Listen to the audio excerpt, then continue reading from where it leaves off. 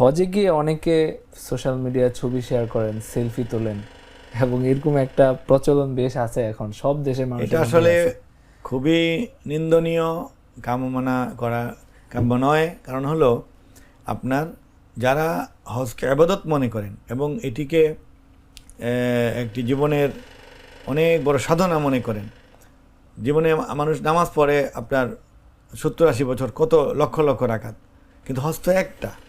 তো এই হজে আপনি তওয়াফ যে করছেন এটা তো ফরজ, সাই করছে একটা ওয়াজিব কাজ।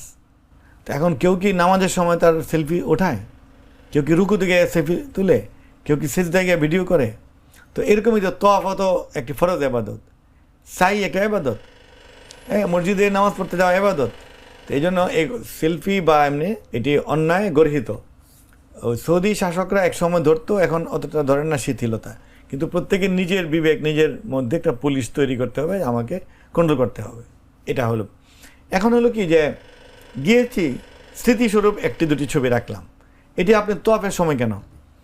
তওয়াফ, উমরা, হজ শেষ, অন্য এক সময়ে নামাজের মাঝখানে বিরতিতে গিয়ে একটা দুইটা ছবি তুলে নিয়ে আসতে পারে। এটা অতটুকু যে স্মৃতি হিসাবে বা বলার জন্য, বা সবচেয়ে বড় উদ্দেশ্য অন্যকে উৎসাহিত করার জন্য যে আমরা কত সুন্দর জায়গা হজ করেছি, তোমরা করতে যাও, আমরা নবীর রওজা জিয়ারত করেছি, তোমরাও যাও, বা এই মসজিদ দেখেছি, তোমরা আসো।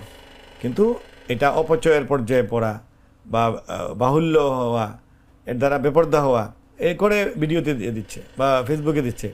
এতে হলো কি সোশ্যাল মিডিয়াতে তার লক্ষ কোটি লোক দেখছে, তাহলে সে সব করলো একটা, আর বেপর্দা হয়ে তার সৌন্দর্য, তার চেহারা দেখে গুনাহ কামাইলো আর লক্ষ্যটা। এই জন্য এগুলিকে আপনার বর্জন করতে হবে। আমার একটা স্মার্ট সিদ্ধান্তে 25% গ্যাসের খরচ কমেছে। ভাবছেন কিভাবে?